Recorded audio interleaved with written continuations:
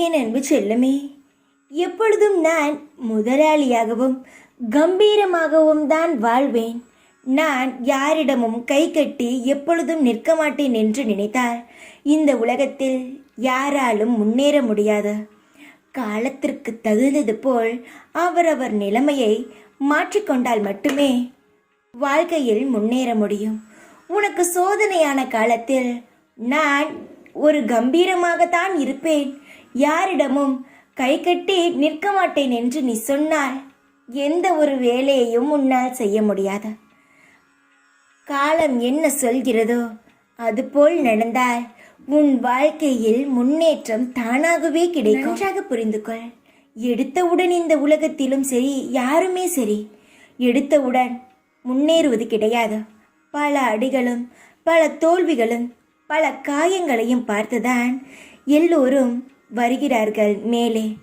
ஆனால் நீ நினைப்பது என்ன? யாராவது ஒருவரை பார்த்துவிட்டு எப்படி இவர்கள் மேலே ஏறினார்கள், வாழ்க்கையில் இவர்களுக்கு மட்டும் எப்படி அதிர்ஷ்டமானது அடிக்கிறது என்று பார்க்கிறாய்.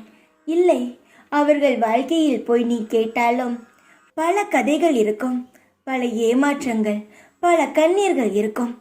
இதையெல்லாம் அவர்கள் மனதில் வைத்துதான் முன்னேறுகிறார்கள். உன் வாழ்க்கையானது தனி, மற்றவர்கள் வாழ்க்கையானது தனி. யார் வாழ்க்கை போலும் யார் வாழ்க்கையும் அமையாதா. உன்னுடைய வாழ்க்கையை பார் தங்கமே.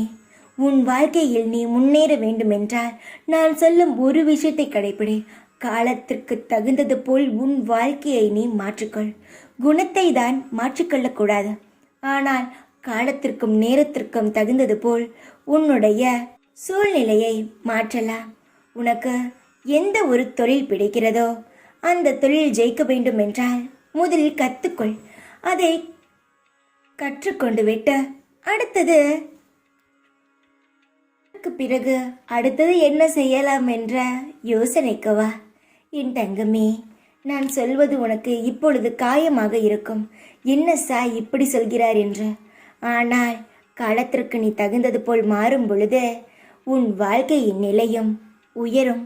நான் யார் கட்டுப்பாட்டிலும் இருக்க மாட்டேன், நான் சுதந்திரமாகத்தான் இருப்பேன் என்று நினைத்தால் வாழ்க்கையை எப்படி வாழ முடியும்?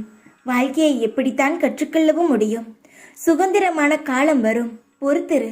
அதுவரை சில விஷயங்களை நீ தாங்கித்தான் ஆக வேண்டும். உனக்கான விடுதலை கிடைக்கும் பொழுது நீ நினைக்காத அளவுக்கு உன் வாழ்க்கையில் சந்தோஷம் பெருகும்.